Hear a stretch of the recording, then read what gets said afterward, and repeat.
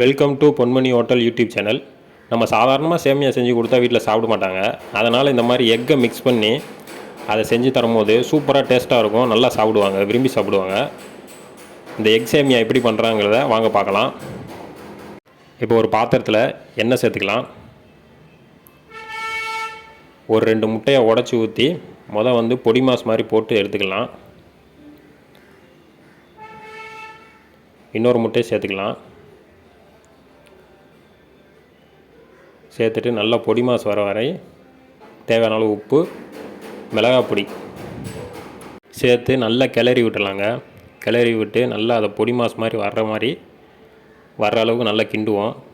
இந்த மாதிரி வந்தோடனே இதை எடுத்து வேறு பாத்திரத்துக்கு மாற்றி வச்சுக்கலாம். இப்போ பாத்திரத்தில் எண்ணெய் சேர்த்துக்கலாம். ஒரு 1/2 டீஸ்பூன் கடுகு, ஒரு 4 பல்லு பூண்டு, ஒரு பச்சை மிளகாய் சேர்த்துக்கலாம். ஒரு பெரிய வெங்காயம் மீடியம் சைஸில் அதை கட் பண்ணி இந்த மாதிரி சேர்த்துக்கலாம். சேர்த்துட்டு நல்லா வதக்கிடலாம். நல்லா வதங்கி வந்துடணுங்க. அந்தளவுக்கு வதக்கி எடுத்துக்கலாம். இந்த ரெசிபி செய்கிறதுக்கு பார்த்திங்கன்னா ரொம்ப டைம் எடுக்காது, ஈஸியாக செஞ்சு முடிச்சிடலாம். வெங்காயம் நல்லா வதங்கி வந்துருச்சு. நம்ம வறுத்த சேமியா தான் எடுத்துருக்கோம், அதனால் வறுக்க தேவையில்லை, அப்படியே சேர்த்துக்கலாம். இப்போ தேவையான அளவு தண்ணி சேர்த்துக்கலாம். ஒரு பெரிய கிளாஸ் நிறையா நம்ம தண்ணி சேர்த்துக்கிறோம். தண்ணி கொஞ்சம் கரெக்டாக சேர்க்கணும். தண்ணி அதிகமாக சேர்த்துட்டோம்னா சேமியா குழஞ்சிரும். அதனால் கரெக்டாக சேர்த்துட்டு நம்ம இது பண்ணணும். இப்போ நல்லா கொதித்து வந்துருச்சு. இப்போ தேவையான அளவு உப்பு சேர்த்துக்கலாம்.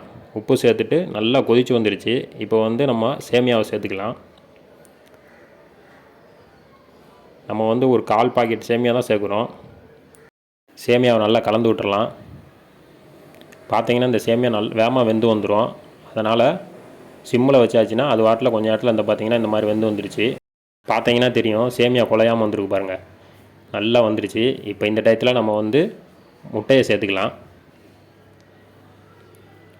முட்டையை சேர்த்து நல்லா கலந்து விட்டுறலாம்.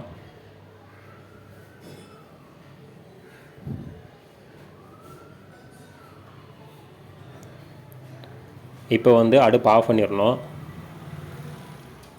நல்லா கலந்து விட்றணுங்க. பார்த்திங்கன்னா தெரியும், சூப்பராக ரெடி ஆகிடுச்சு எக் சேமியா. ஈஸியாக செஞ்சு முடிச்சிடலாங்க. பிடிச்சிருந்தால் லைக் பண்ணுங்கள், ஷேர் பண்ணுங்கள், சப்ஸ்கிரைப் பண்ணுங்கள் ஃப்ரெண்ட்ஸ். ஓகே பாய், நெக்ஸ்ட் வீடியோவில் பார்க்கலாம்.